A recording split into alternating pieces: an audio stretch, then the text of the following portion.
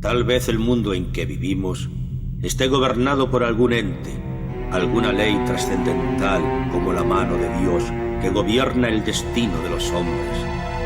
Y las decisiones que creemos tomar libremente tan solo son hechos predestinados.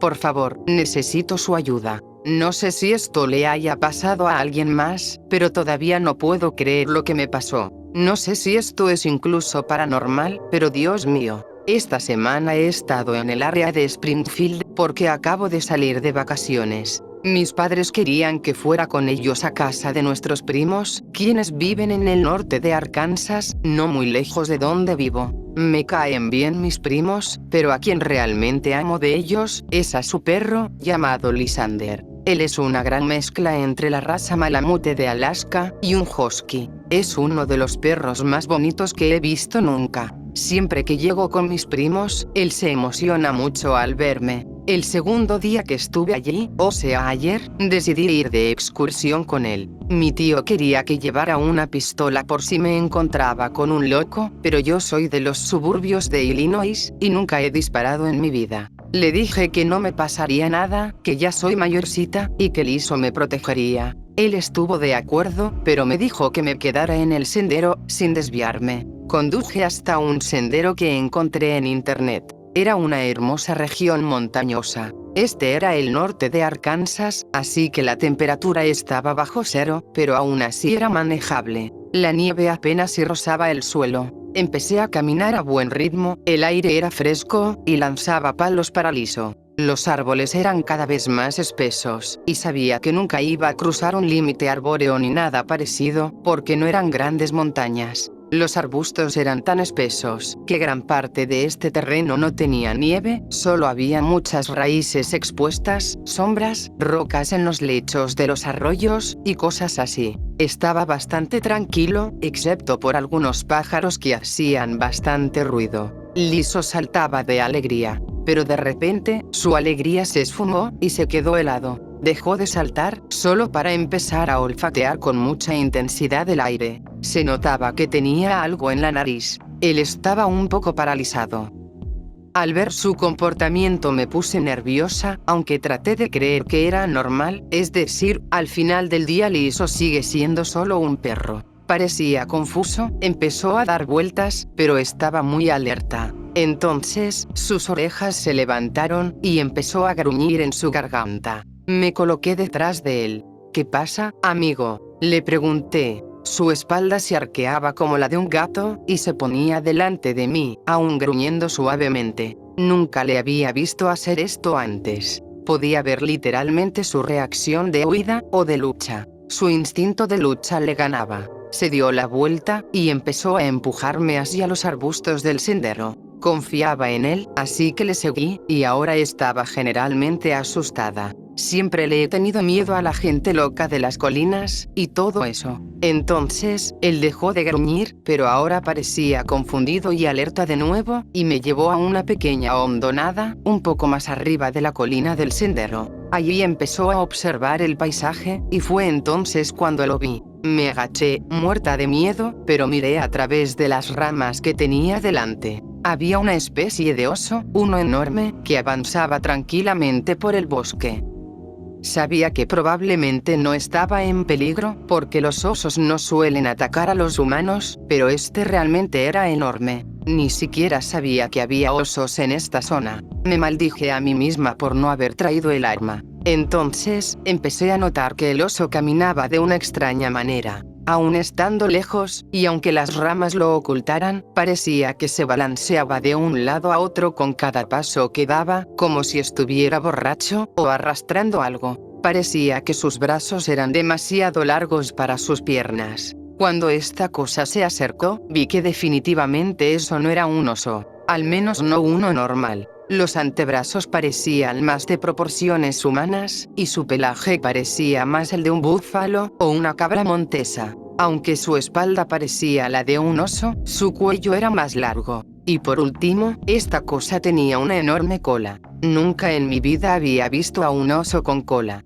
También la movía de un lado a otro. Liso estaba en completo silencio, todavía en alerta, pero claramente tan asustado como yo. La cosa que no era un oso estaba hurgando, acercándose, pero para algo tan grande y sin gracia, era algo muy tranquilo. Pensaba que esta cosa debería de hacer más ruido. Liso empezó a moverse, lo agarré por el cuello, y lo rodeé con un brazo, rogándole que se callara. Pero fue demasiado tarde. Él empezó a ladrar, muy fuerte, con malas intenciones, y la cosa levantó la vista rápidamente. Ni siquiera puedo describir bien su cara. Era como un híbrido de oso y alce, gordo y peludo, ojos pequeños y labios raros. Tenía unas orejas pequeñas, y se levantaron mientras me miraba desde la colina. Seguí sosteniendo a Liso, y empecé a rezar en ese instante. Entonces, la cosa empezó a levantarse lentamente. Mi corazón se paró por un segundo.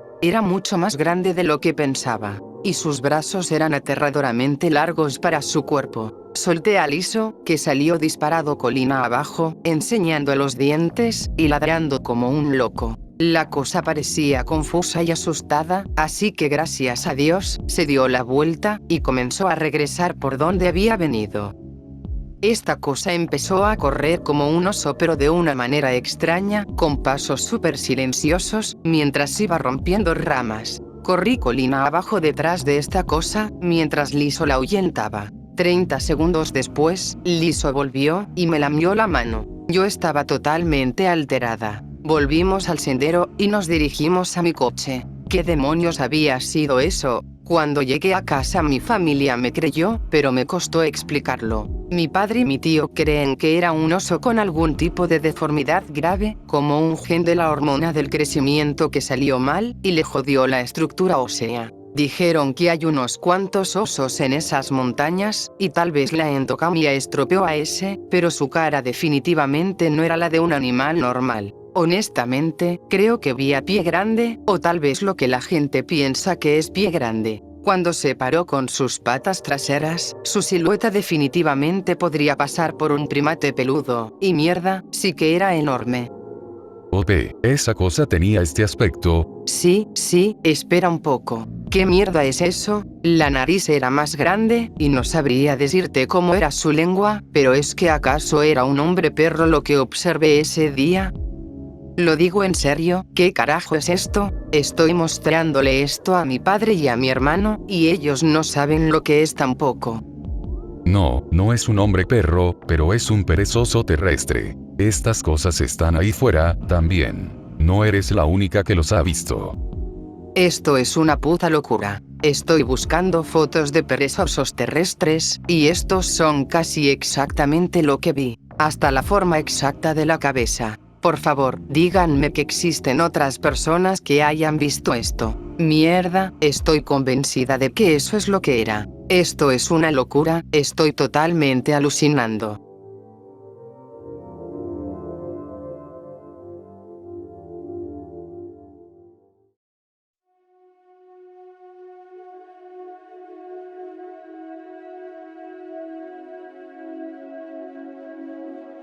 Muy bien, creo que voy a publicar una historia o dos el día de hoy. Esta historia obviamente no es mía, pero es un recuento del encuentro con la serpiente marina de Pensacola. Lo escribiré en forma de green text, porque me gusta mucho ese formato. Esto ocurrió el 24 de marzo de 1962, en Pensacola, Florida. 5 adolescentes querían bucear a pulmón, en el naufragio Pesio del USS Massachusetts. Los 5 adolescentes, los cuales todos eran varones, se llamaban Eric, de 16 años, Warren, de 17, Larry, de 15, Brad, de 14, y finalmente, Edward McCleary, de 16 años, quien es el que cuenta la historia. El USS Massachusetts se encuentra a unos 3 kilómetros de la costa, en un banco de arena. Por ello, parte de los restos del naufragio podían verse sobresaliendo del agua. Estos chicos agarraron una balsa, se pusieron sus trajes de baño, vieron la parte del naufragio que sobresalía del agua, y empezaron a remar hacia ella. El agua estaba extraordinariamente fría.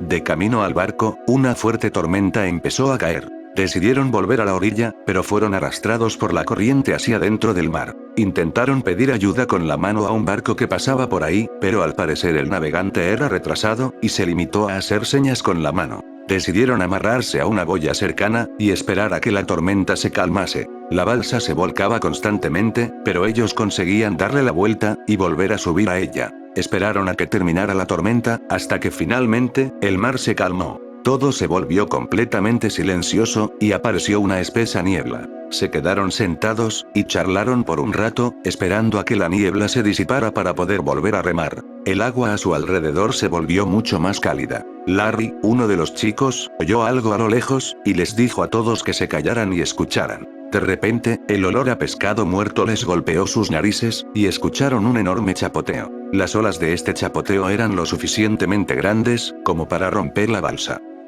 A través de la espesa niebla, vieron emerger del agua algo que parecía un poste telefónico de 3 metros de altura, que se enderezó, se detuvo un momento, se arqueó, y volvió a sumergirse. Todos los chicos estaban confusos, sobre todo porque la niebla les impedía ver bien la cosa. McCleary bromeó, diciendo que tal vez se trataba de un monstruo marino. Entonces, comenzaron a escuchar un agudo silbido, que sonaba como si algo se estuviera acercando más y más con cada sucesión. Todos, comprensiblemente, entraron en pánico. Decidieron ponerse las aletas de buceo, y saltar al agua. Esta parte suena un poco extraña, ya que ningún ser humano en su sano juicio, se lanzaría al agua con un supuesto monstruo marino acechándolos. Más tarde, McCleary lo justificó alegando que todos estaban aterrorizados, y sintiendo la necesidad de escapar, decidieron abandonar la pequeña balsa. McCleary les dijo a todos que nadaran hacia el naufragio del USS Massachusetts. Detrás de ellos, escucharon más chapoteos y ese extraño silbido. La niebla empezó a despejarse, pero el agua empezó a ponerse más fría, más brava, y además, empezó a anochecer. En algunos instantes, Eric gritaba para asegurarse de que los demás estuvieran bien. Eventualmente, escucharon un grito que duró unos 30 segundos detrás de ellos. Ellos oyeron a Warren gritando: Ayúdenme por favor, esta cosa tiene a Brad, tengo que salir de aquí. La voz de Warren se cortó de repente, por sus propios gritos. Todo quedó en silencio. No encontraron a Warren, ni a Brad. Sin poder hacer nada, los 3 chicos restantes siguieron nadando. Después de un rato, McCleary miró a su alrededor, y se dio cuenta de que no podía ver a Larry. Se sumergieron, tratando de buscarlo bajo el agua. Nunca lo encontraron. Decidieron seguir nadando. Eric empezó a hundirse debido a los calambres, así que McCleary se agarró a él, y nadaron juntos. Eventualmente, se hizo de noche, y ahora todo estaba muy oscuro. Un relámpago cercano iluminó la zona, y se dieron cuenta de que estaban muy cerca del USS Massachusetts. Hasta que de repente, una ola gigante los separó, pero aún así ambos siguieron nadando hacia el barco. Cuando los relámpagos volvieron a iluminar la zona, McCleary vio cómo la figura con forma de poste de teléfono rompía el agua, abría la boca, y se lanzaba sobre Eric, arrastrándolo hacia el mar. McCleary describió a la criatura con un cuello de unos 3 metros de largo, de color marrón verdoso, y de aspecto liso. La cabeza de la criatura parecía la de una tortuga marina, solo que alargada y con unos pequeños dientes afilados. No vio aletas en los costados de la criatura, pero afirmó que vio una aleta dorsal en su espalda mientras buceaba. Sus ojos parecían verdes con pupilas ovaladas. McCleary se subió a los restos del barco, y se quedó allí por un tiempo. Nunca hubo señales de Eric. Finalmente, se armó de valor para volver al agua, y nadar los 3 kilómetros hasta la orilla. Posteriormente, él afirmó que no recordaba haber nadado hasta la orilla, sino que se imaginaba a sí mismo hundiéndose tranquilamente en el fondo del mar, y tumbándose en la suave arena. Curiosamente, las víctimas de ahogamiento que han sobrevivido, también relatan este tipo de paz dichosa. Al final, volvió de nuevo a la playa. Recuperó sus fuerzas para salir de las olas. Encontró una torre cercana a la que se subió, y en la que se quedó dormido. Durmió por un buen rato, escuchando extrañas voces en su cabeza, durante toda la noche.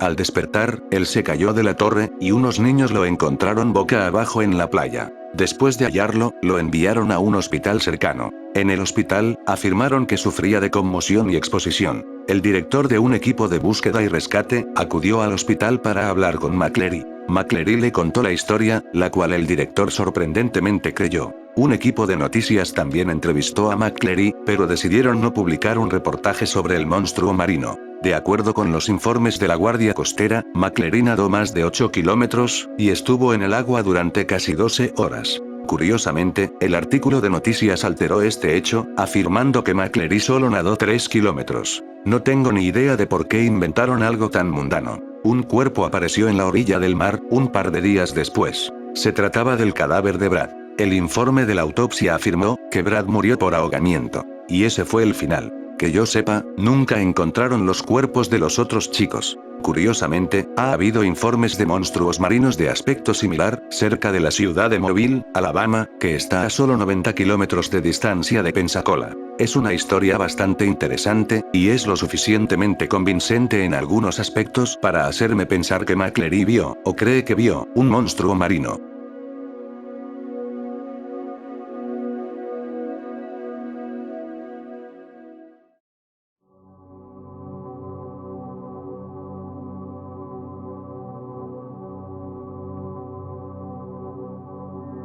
El hombre rana de Loveland. Esto ocurrió en marzo de 1972. En 2 ocasiones distintas, 2 policías de Ohio vieron lo que hoy se conoce como el hombre rana de Loveland. Los investigadores de lo paranormal, Ron Schaffner y Richard McKay, investigaron los incidentes. El primer incidente tuvo lugar a la 1 de la madrugada del 3 de marzo de 1972, en una noche despejada y fría. El agente Ray Shokey se dirigía a la ciudad de Loveland, por Riverside Road, cuando de repente, creyó ver a un perro junto a la carretera, en un campo cerca de ahí.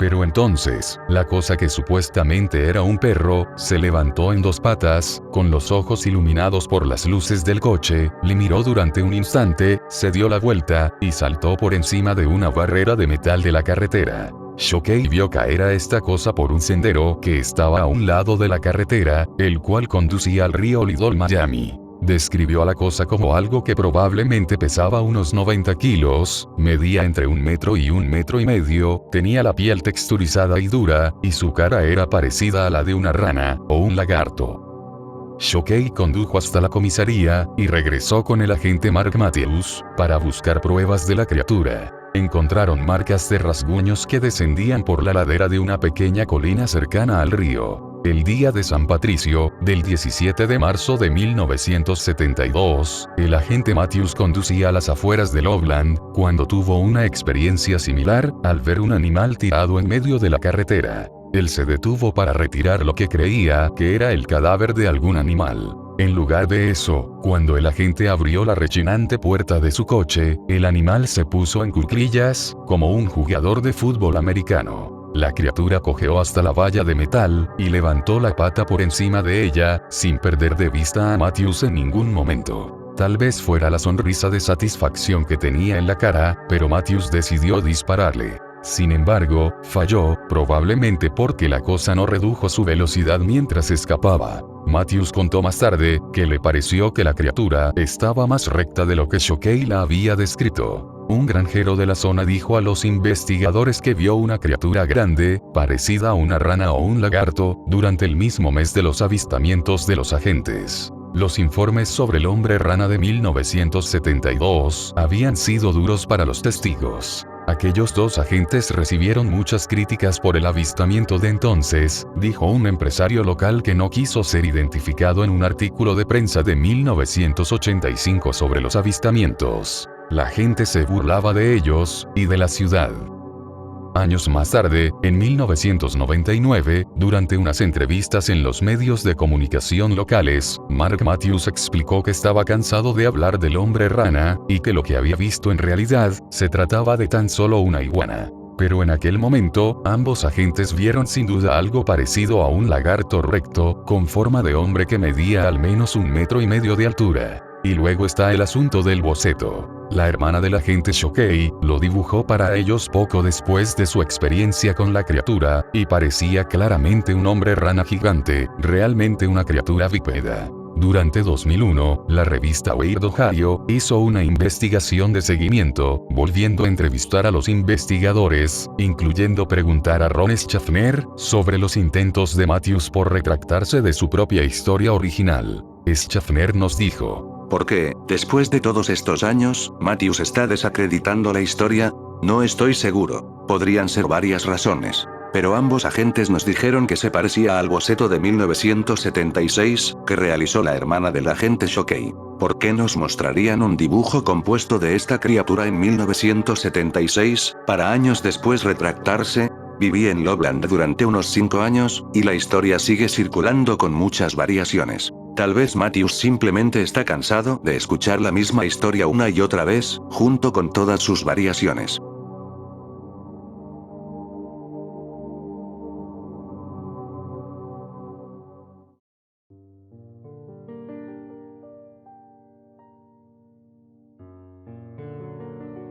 Aquí hay una historia que me pasó hace unos meses. Quiero recalcar que pueden literalmente buscar en Google este incidente si quieren pruebas, aunque los artículos que he leído han sido muy censurados, y esa es parte de la razón por la que estoy publicando esto. Ser yo. Vivo en Sudáfrica. Hice un viaje al país de Botsuana. Mi hermana se iba a casar con un tipo que era guardabosques, así que me fui de viaje para pasar tiempo con ese tipo y conocerlo. Se supone que yo era el padrino de la boda, aunque apenas si nos hablábamos. Llegamos después de un viaje realmente largo. Pasé el primer día bebiendo y conduciendo motocicletas de motocross, en general me lo pasé muy bien. Al día siguiente, el prometido de mi hermana sugirió que fuéramos a conducir por las afueras del río Delta de Okavango, para intentar ver algo de la fauna que había por ahí. Acepté y fuimos a ese lugar. Fuimos en coche y conseguimos ver algunas jirafas, leopardos, hipopótamos, y algunas aves diferentes. Era muy divertido, pero hacía un montón de calor. Durante el trayecto no vimos a ningún elefante. Esto será algo importante más adelante. Al final volvimos al lugar donde nos alojábamos cada noche. Empezamos a cocinar y a beber. El prometido de mi hermana, el cual ahora le llamaré como John, recibió una llamada cuando el sol se ocultaba. Me di cuenta de lo extrañado que él estaba mientras le hablaban por teléfono. Él colgó su teléfono, pero parecía definitivamente asustado mientras cenábamos. Le pregunté qué le pasaba, pero John solo me ignoró. Me dijo que no era nada grave. Después de la cena, empezamos a beber más y más. John empezó a hablar mierda de su jefe, pues era él quien le había hablado. Me dijo que habían encontrado unos elefantes muertos, y su jefe quería que él fuera a verlos. John le dijo que estaba muy oscuro para salir y ver algo, así que iría mañana. Él se disculpó conmigo, pues me dijo que mañana estaría muy ocupado trabajando. Yo le dije que no había problema. John, estando ya un poco borracho, se sentía muy mal, me decía que se supone que deberíamos de estar juntos, pero que ahora me dejaría en una cabaña de mierda sin compañía. La noche continuó después de eso. Después de unas cuantas cervezas más, John me dijo que debería ir con él mañana. En un principio me negué, pues no me gustaba la idea de inspeccionar elefantes muertos. John no paraba de insistirme, y me dijo que iríamos en helicóptero. Dijo que sería mucho mejor que conducir con el calor que había. Al final, acepté ir con él. Al día siguiente, desayunamos y nos dirigimos a una pequeña pista de aterrizaje. El helicóptero parecía hecho una mierda, pero sería de mala educación quejarse por ello. Había un montón de procedimientos previos al vuelo, y acabamos despegando justo después del mediodía. Volamos durante 1 hora aproximadamente. Pudimos pasar por una gran cantidad de área muy rápidamente. En el helicóptero estábamos yo, John, otro guardabosques, un tipo que creo que era un guardabosques en formación, y obviamente el piloto. John y el otro guardabosques tenían rifles tranquilizantes listos, en caso de que necesitaran inspeccionar un elefante vivo de cerca. Finalmente vieron algo a lo lejos. Habían unos 3 elefantes tumbados en el piso ante el sol. Aterrizamos a unos metros de distancia y nos bajamos. El olor era horrible, y las moscas estaban por todas partes. Los cadáveres estaban medio podridos y medio comidos. Era raro que 3 elefantes estuvieran muertos juntos, pero no era demasiado impactante más allá de eso. John y los demás estaban discutiendo sobre esto. La conversación parecía bastante intensa. Intenté unirme a la conversación para no parecer el típico autista silencioso del grupo que acecha en el fondo. Oh, así que supongo que unos cazadores furtivos les han disparado, ¿verdad? Todos me miraron, y parecían molestos. Creo que les molestó que John invitara a un normie que no sabía una mierda como ellos. Eventualmente John dijo: No parece que sean cazadores furtivos, los elefantes aún tienen sus colmillos. No había pensado en eso, y ahora me sentía como un pendejo. Siguieron inspeccionando los cuerpos, y ambos guardabosques parecían muy interesados en uno de los más pequeños. Estaba tumbado de lado, pero su cara apuntaba en un ángulo extraño hacia el suelo, como si hubiera estado intentando clavar la cabeza en la tierra. Finalmente, el otro guardabosques sugirió que siguiéramos buscando para ver si habían más cadáveres. Volvimos al aire, y volamos durante 1 hora más. El piloto parecía muy preocupado, pero no veíamos nada. Aterrizamos, y tuvieron otra conversación sobre qué hacer a continuación, mientras yo me sentaba incómodamente en el helicóptero con los pies colgando. Fuimos a comer algo, y John me informó que íbamos a hacer una búsqueda más antes de regresar, ya que solo teníamos combustible para 1 hora más, pues estábamos volando de ida y vuelta, por lo que solo estábamos a unos 45 minutos de la pista de aterrizaje. Antes de terminar de comer, oí a uno de los guardabosques decirle a John que el elefante más pequeño parecía tener el cuello roto. Dije en voz baja, ¿cómo mierda le haces eso a un elefante? El guardabosques me miró fijamente, y siguió comiendo. Terminamos de comer y despegamos de nuevo para continuar con la búsqueda. Después de unos 30 minutos el piloto nos dijo que volviéramos, y giró hacia casa, pero a los 5 minutos el guardabosques novato empezó a señalar y a gritar hacia algo en la tierra. En el suelo, cerca de un espacio lleno de árboles, había una docena de elefantes muertos. El sol se estaba ocultando, y las sombras de sus cadáveres eran fáciles de ver extendiéndose por el suelo. Aterrizamos cerca, y nos acercamos hacia los cadáveres. El olor era aún peor que la última vez, y esta vez los cuerpos estaban destrozados. No soy un gran amante de la naturaleza, así que no sé exactamente lo que los animales pueden hacerle a otros animales, aún así, pude ver que algunos cuerpos habían sido hurgados por carroñeros. Sus estómagos estaban desgarrados, y los intestinos estaban vomitados por todas partes. De nuevo, todos sus colmillos estaban presentes. Le pregunté a John si tal vez alguien les había disparado solo por joder, pero él me dijo que probablemente no, que para matar a tantos se necesitaría un helicóptero que disparara desde arriba, y que cuando eso ocurre, como cuando son tranquilizados, los elefantes forman un grupo alrededor de los más jóvenes, para protegerlos. Pero estos cuerpos estaban todos esparcidos a una distancia de 1 kilómetro o 2, como si hubieran estado huyendo en pleno pánico. Luego señaló el estado de algunos de los cadáveres. Un par de ellos carecían de patas y piernas, lo que puede ser posible después de haber sido masticado durante varios días, pero no puedo imaginar por qué los leones y las hienas irían primero por las piernas y los pies, y luego dejarían el estómago intacto. Después de inspeccionar, todos terminamos alrededor del cuerpo de un elefante más pequeño, tal vez un adolescente, al que le faltaba la cabeza. No me refiero a que la piel y la carne hayan sido arrancadas por los pájaros y los perros salvajes, sino que la cabeza, el cuello, y el hombro derecho, habían desaparecido, como si hubieran sido arrancados. Además, aunque este cuerpo era más pequeño, seguía siendo probablemente un par de toneladas más pesado y alto que un humano promedio. Me pregunté si alguien había alimentado a esta cosa con un cartucho de dinamita o algo así. En este punto, John y el otro guardabosques estaban insultando y gritando sobre lo jodido que era todo esto, pero creo que el resto de nosotros sabíamos que estaban usando la ira para encubrir su creciente confusión y preocupación. Después de dejarles desahogarse un poco, les pregunté qué haríamos ahora. El otro guardabosques me dijo que nos fuéramos a casa, y que tratáramos de explicar esto al Departamento de Asuntos Medioambientales. Todos comenzamos a dirigirnos de nuevo al helicóptero, cuando el guardabosques novato nos dijo, ¿y qué pasa con el agujero? Todos nos giramos y le miramos, hasta que John le preguntó, ¿cuál agujero? El guardabosques novato comenzó a guiarnos hacia una pequeña colina mientras nos decía, creí que todos habían visto el agujero cuando lo sobrevolamos. Por supuesto, allí en la ladera de esta colina había un agujero, cavado en tal vez un ángulo de 15 o 20 grados hacia abajo. Esta cosa era jodidamente masiva, parecía la colina de un topo, excepto porque era tan grande como un túnel de metro. Le pregunté a John qué era lo que estaba viendo, todavía pensando que se trataba de algún fenómeno natural del que nunca había oído hablar, pero él solo murmuró que no tenía ni puta idea. Finalmente el piloto preguntó si íbamos a entrar. ¿Qué mierda acaba de preguntar este hombre? Inmediatamente lo miré como si fuera un maldito loco.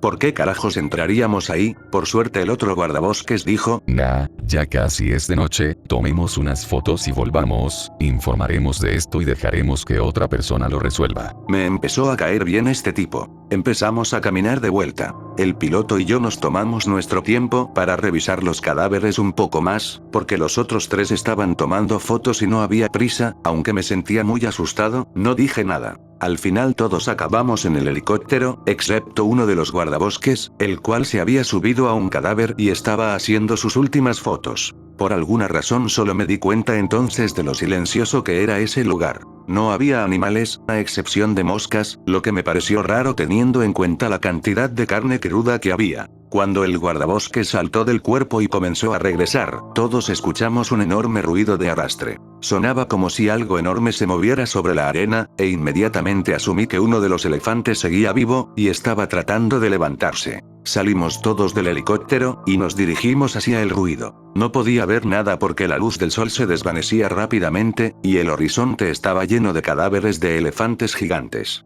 Me di cuenta de que John y los demás estaban subiendo a unos cadáveres, así que me subí a uno cercano, bastante intacto, para tener un punto de vista mejor.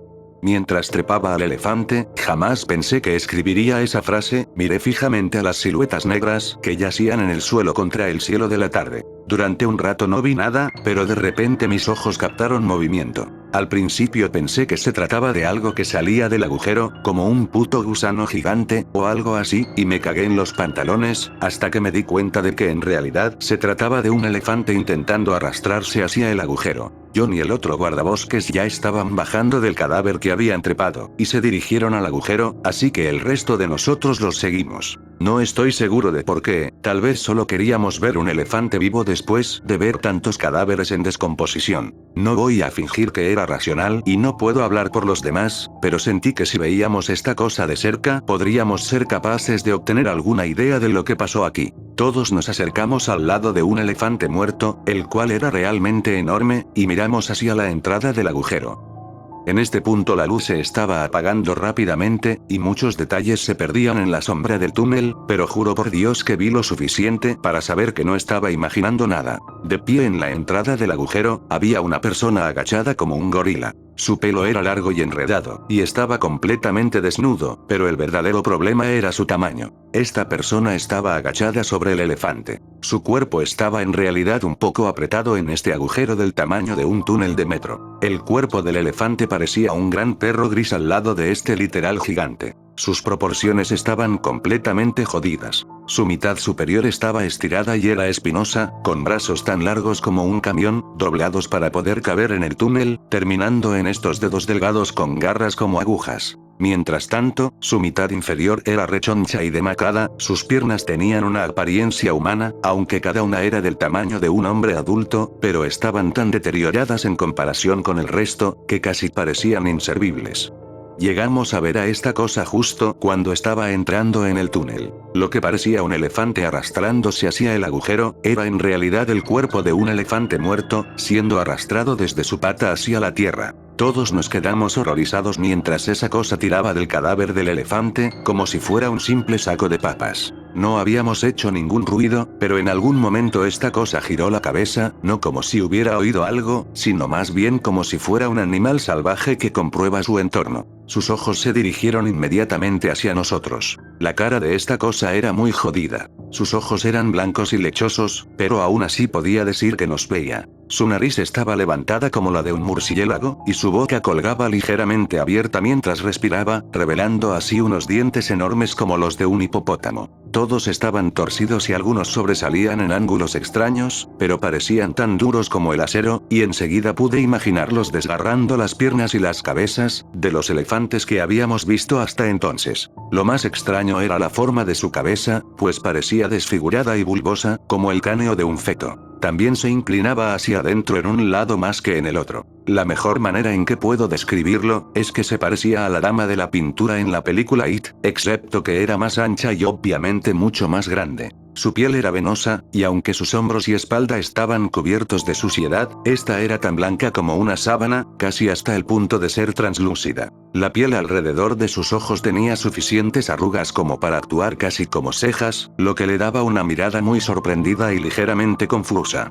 Después de una fracción de segundo de confusión, la cara de esta cosa se transformó en una mirada de rabia absoluta. Hasta que de repente, esta cosa soltó un maldito y horrible rugido.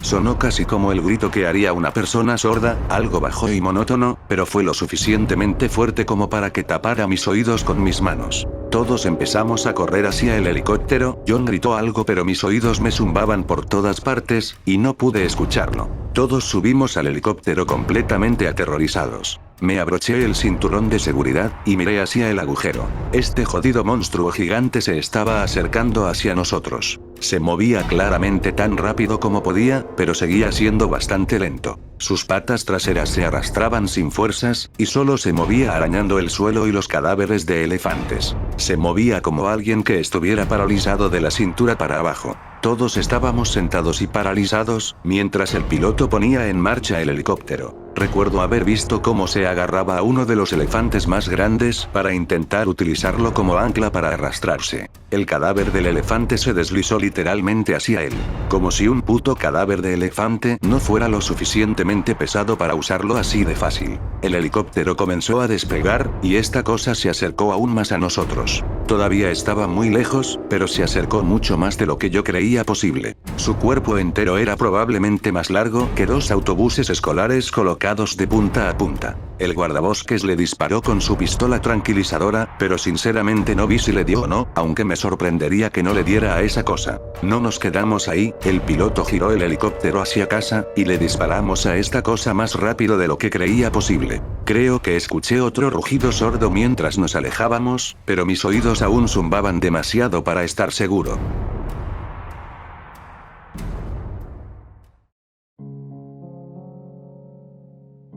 El resto de la noche fue un desastre, no recuerdo mucho de las conversaciones después de aterrizar, pero no estaba contento con estar de vuelta en la cabaña. Sentí que esa cosa seguía arrastrándose hacia nosotros en la noche, y que eventualmente rompería la pequeña cabaña de madera en la que estaba. Le dije a John que me iba de inmediato, y conduje durante unas 6 horas antes de parar en una gasolinera, y quedarme dormido en el coche. Cuando me desperté a la mañana siguiente, seguí conduciendo hasta llegar a casa. Me metí en la ducha, y me quedé bajo el agua durante 1 hora. Al final llamé a John, y hablamos un rato de todo lo que había pasado. Al parecer habían reunido un grupo masivo para ir a buscar en la zona, pero cuando llegaron solo encontraron 8 cuerpos, y el agujero se había cerrado parcialmente. Durante las siguientes semanas, John me contó los intentos de rastrear lo que fuera esa cosa, pero finalmente se dieron por vencidos, y algunos de los otros guardabosques empezaron a pensar que tal vez todos habíamos tomado demasiadas cervezas, y se nos ocurrió toda esta mierda. Aparentemente tuvo bastantes discusiones sobre lo que pasó esa noche.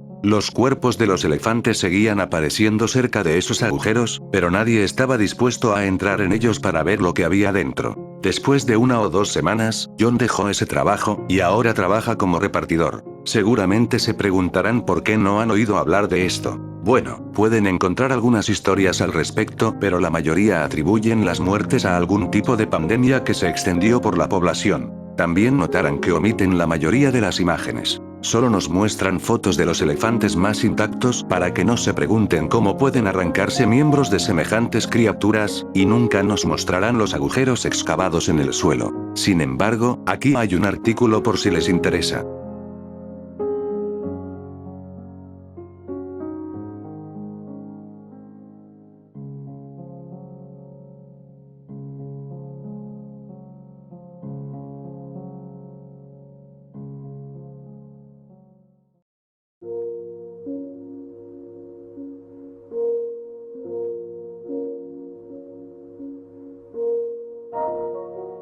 De acuerdo X. Necesito contarles mi historia. Desde ahora les digo, que no esperen ningún tipo de conclusión satisfactoria, salvo un gran avance. Además, si las actualizaciones llegan lentamente, es porque mi psicólogo me dijo que me tomara mi tiempo, y obtuviera todos los detalles posibles. Habrá algunas partes escritas que servirán más para la ambientación que cualquier otra cosa, y las partes con green text serán, literalmente, recuerdos sacados de mi memoria. Todo esto requiere mucha concentración, así que tengan paciencia. Cuando tenía 8 años, tuve un vacío en mi memoria. Este vacío duró algo más de 12 horas, y tuvo lugar durante un fin de semana familiar, en nuestra cabaña dentro de un parque estatal. Recuerdo haberme despertado en la cabaña en nuestro segundo día allí, por la mañana temprano, para ir a caminar con raquetas de nieve. Luego, lo único que recordaba, era haber llegado a la entrada de nuestra casa esa misma noche, con mi familia en silencio, y yo aterrorizado. Durante 2 años, tuve pesadillas con las que me despertaba gritando. A mi hermana también le pasaba lo mismo. Mis padres nunca se enfadaron con nosotros. Eran muy comprensivos, y nunca preguntaron a qué se debían las pesadillas. Nunca le pregunté a mi hermana por las suyas, pero en el fondo, sabía que los dos soñábamos con la cabaña, y con nuestro último fin de semana allí. Era lo único que recordaba de ellas. La cabaña, yo huyendo, y nada más. Después de 2 años, era demasiado difícil para mí no poder recordar nada de aquello. Así que finalmente, me armé de valor, y le pregunté a mi padre, ¿por qué ya no vamos más a la cabaña? Recuerdo la expresión de su cara, parecía que había perdido toda su sangre. Lucía horrorizado, luego enfadado, y después confuso. Él me preguntó, ¿acaso no lo recuerdas? Su voz era tranquila, como un susurro. Negué con la cabeza, no. Al escucharme, pareció aliviado. Puso una sonrisa un poco asustada en su cara, y dijo, Hubo un incendio, y la cabaña se quemó. Fue bastante grave, tú eras muy pequeño, y estabas asustado. Tu cerebro debió de ocultarte el recuerdo para que no te asustaras más. ¿Mi cerebro puede hacer eso? Sí, tu cerebro puede hacer algunas cosas divertidas. Aunque todo es para ayudarte, así que no pienses más en ello. De acuerdo. Eso fue todo. Era mi padre, así que no había motivos para que me mintiera, excepto sobre Santa Claus. Por supuesto que le creí. Y habría seguido creyéndole, si no le hubiera oído por casualidad aquella noche.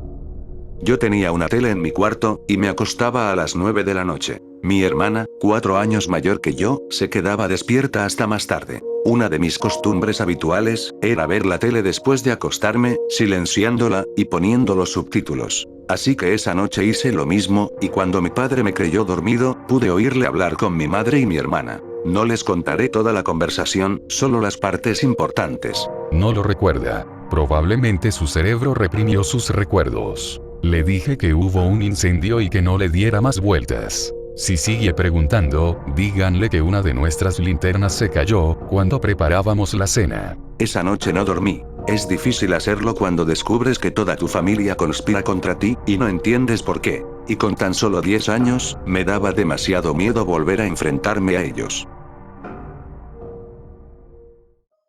Pasaron los años. Hice todo lo posible por olvidar que mi familia me había mentido, realmente tenía demasiado miedo para saber lo que había pasado. Las pesadillas continuaron, pero aprendí a manejarlas mejor, y dejé de despertarme gritando cuando cumplí 11 años. El año que entré a la secundaria, mi abuela tuvo un derrame cerebral, y mi madre se jubiló para cuidarla. Ella fue policía estatal durante 20 años, mi padre también lo fue, y se jubiló a los 28 años. Sus carreras serán algo relevantes más adelante. Fue entonces cuando empecé a caer en depresión.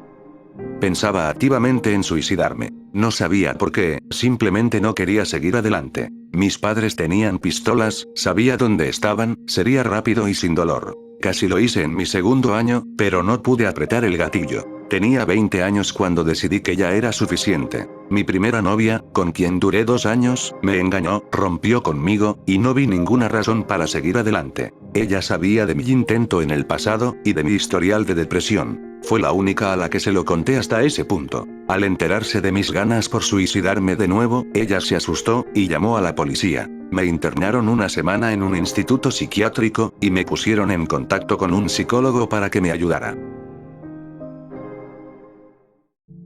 Cuando me reuní con mi psicólogo, sabía que ya no era un peligro para mí mismo. Había decidido que no podía hacerle eso a mi familia. Y no fue ningún profesional médico quien me hizo tomar esa decisión, fue mi tío. Él es dueño de una empresa de venta, y almacena máquinas. Uno de sus clientes es el instituto psiquiátrico en el que estuve. Me llevó a un lado durante el almuerzo, y me rogó que hiciera lo que tuviera que hacer para mejorarme. Me contó cómo mi padre le informó de lo que me había pasado, cómo sollozaba incontrolablemente, hasta que mi padre le mencionó que yo estaba enfermo, y que iba a morir. Eso me conmovió. No es particularmente relevante, pero es uno de los momentos más importantes de mi vida, y ayuda a mostrar por qué tomé algunas decisiones más adelante.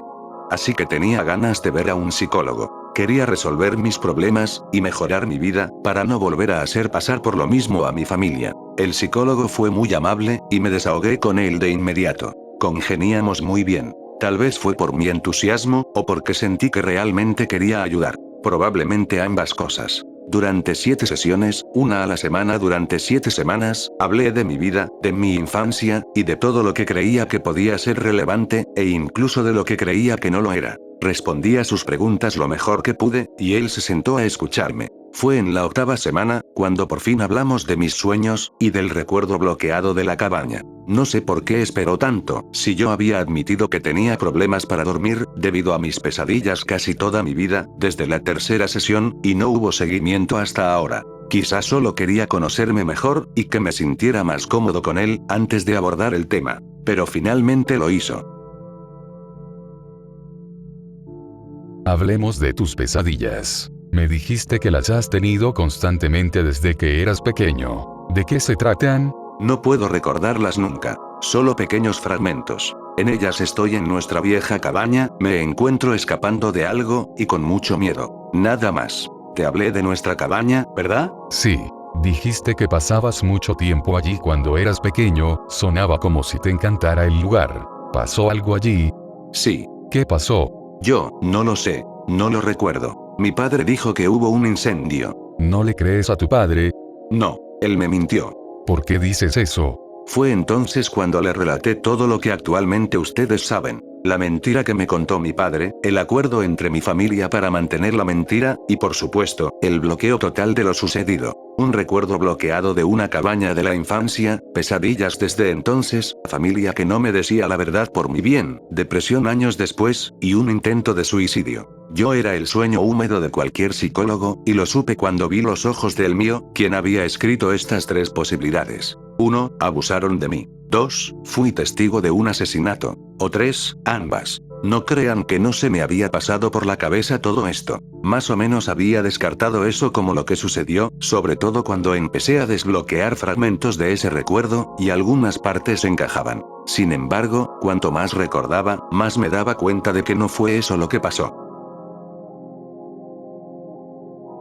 Fue entonces cuando el psicólogo y yo nos pusimos manos a la obra. Me hizo empezar un diario, en donde escribiría todo lo que pudiera sobre las pesadillas, en el momento en que me despertara. Hicimos meditaciones durante las sesiones, y me hizo practicar en casa. Incluso me llevó a ver a un amigo suyo que era hipnoterapeuta, donde me dijeron que yo no era susceptible al hipnotismo. Probablemente porque creo que es una total estupidez. Me lancé a desbloquear mis recuerdos con la ayuda del psicólogo. Me cansé de huir de ellos, me cansé de ignorarlos. Incluso le conté a mi familia, que ya sabía que la historia del incendio era mentira, pero seguían sin decirme una mierda. Mi padre estuvo a punto de sacarme de la terapia después de aquello, lo que yo sabía que era un riesgo, pero le supliqué, y le rogué, que no lo hiciera. Finalmente cedió, pero seguía sin querer hablar de aquel día. Por consejo del psicólogo, incluso volví a visitar la cabaña una vez. Fui en verano, y durante el día. Ahora estaba en ruinas, y quemada hasta los cimientos.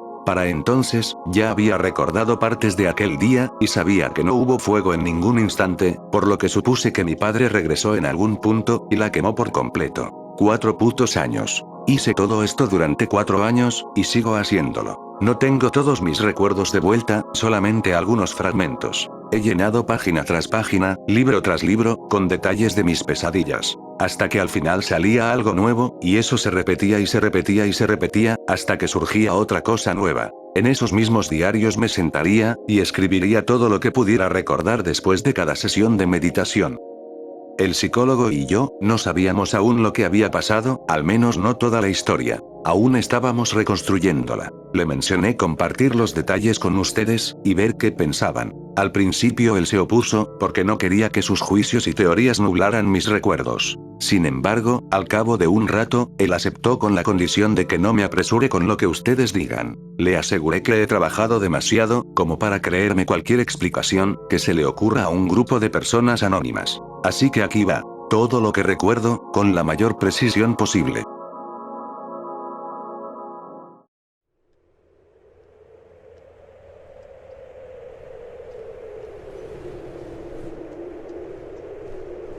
Me desperté en la mañana. Mis padres seguían dormidos en la cama, y mi hermana también seguía en su saco de dormir a mi lado. Me puse mi traje de nieve, y las raquetas de nieve. Salí para pasear por el bosque. El sol brillaba en la blanca y pura nieve. Comencé a caminar. Había un olor agradable, el aire estaba fresco, y podía escuchar cómo la nieve crujía bajo mis pies. Seguí un sendero que había por ahí, sin alejarme demasiado. Alcancé un árbol con un marcador azul clavado en él, y me salí del sendero hacia la derecha. Encontré un grupo de árboles, en donde estaba un pequeño fuerte de nieve, que mi hermana y yo habíamos construido. Entré en el fuerte de nieve. Le añadí pequeñas cosas. Había creado una especie de nevera, y algunas zonas de almacenamiento. También, hice las camas un poco más bonitas y suaves. Buen trabajo. Empecé a hacer unas cuantas bolas de nieve, para lanzárselas a mi hermana más tarde. Podía sentir la nieve fría entre mis dedos sin guantes. Elaboré cuidadosamente las bolas de nieve perfectas. Fue entonces, cuando sentí que algo no estaba bien.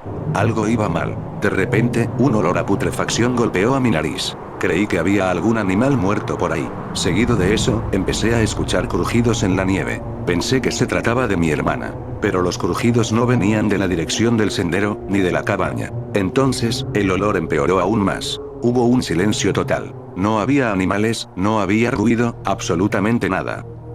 Salí del pequeño fuerte de nieve. Escuché más crujidos en la nieve, y después, un silencio absoluto. Oí algunos sonidos que parecían risas, pero definitivamente no lo eran. También, recuerdo que no podía respirar. Entonces, el olor a putrefacción regresó. Escuché un crujido detrás de mí, y me giré. Me quedé paralizado. Estaba horrorizado, no podía verlo, había algo justo delante de mí, pero no quería verlo. Después, solo me recuerdo a mí mismo corriendo, totalmente asustado. Mientras corría, las ramas me golpearon, y me cortaron la mejilla. Mis dedos estaban súper helados. Detrás de mí, podía seguir escuchando los crujidos en la nieve, y los ruidos que parecían risas, pero que no lo eran. Estuve corriendo, hasta que llegué a la cabaña. Llegué llorando, y gritando a ella. Mis padres salieron corriendo de la cabaña, junto con mi hermana. Ellos me agarraron, y me abrazaron. Me preguntaron varias veces que qué pasaba, pero yo no podía hablar. Solo seguí llorando. Entonces, los crujidos en la nieve, y los ruidos que parecían risas, volvieron. Mis padres y mi hermana voltearon, y empezaron a gritar. Rápidamente, nos metimos dentro de la cabaña. La puerta empezó a ser golpeada con mucha fuerza. El olor a putrefacto se intensificó, y los ruidos que parecían risas no paraban de escucharse. Mi padre fue por sus armas, y les quitó los seguros. Después, le gritó a mi madre que se quitara de la puerta. Mi madre le hizo caso, mientras lloraba. Mi hermana se encontraba gritando, y yo seguía paralizado. Finalmente, mi padre decidió disparar. Después, nos recuerdo a todos corriendo hacia afuera. Mi padre iba disparando mientras corríamos. Se escuchaban gritos furiosos por todos lados. El olor a pólvora se combinó con el olor a putrefacción. Finalmente, llegamos al coche, y todos nos subimos rápidamente. Mi padre pisó el acelerador como nunca antes lo había hecho en su vida. Tanto mis padres, como mi hermana y yo, estábamos llorando y gritando. Yo no quería voltear hacia atrás, pero por alguna extraña razón, lo hice. Al hacerlo, vi a una figura, que estaba junto a la cabaña. Parecía una persona, pero algo dentro de mí, me decía que en realidad no lo era. Después, me di cuenta que en realidad eran dos figuras. Una de ellas se empezó a alejar. Mi padre siguió conduciendo. Yo seguía paralizado. Tanto el olor desagradable, como los gritos, empezaron a desaparecer. Finalmente, lo último que recuerdo, es que esa misma noche llegamos a nuestra casa, y yo seguía muy asustado, sin poder procesar aún todo lo que pasó en ese día.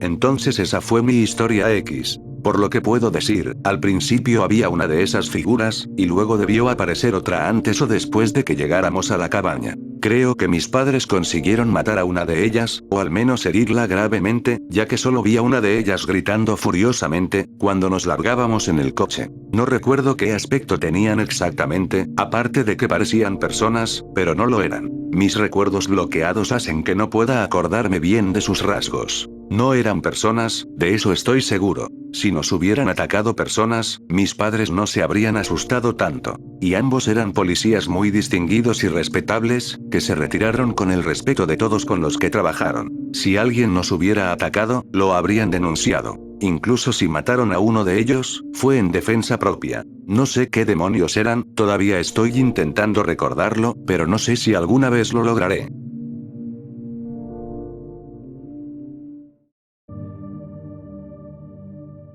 Hola a todos, he vuelto con la actualización que les prometí. Me enfrenté a mi familia, y hablamos durante un buen rato. Ahora recuerdo todo lo que pasó aquel día, y desearía volver a olvidarlo.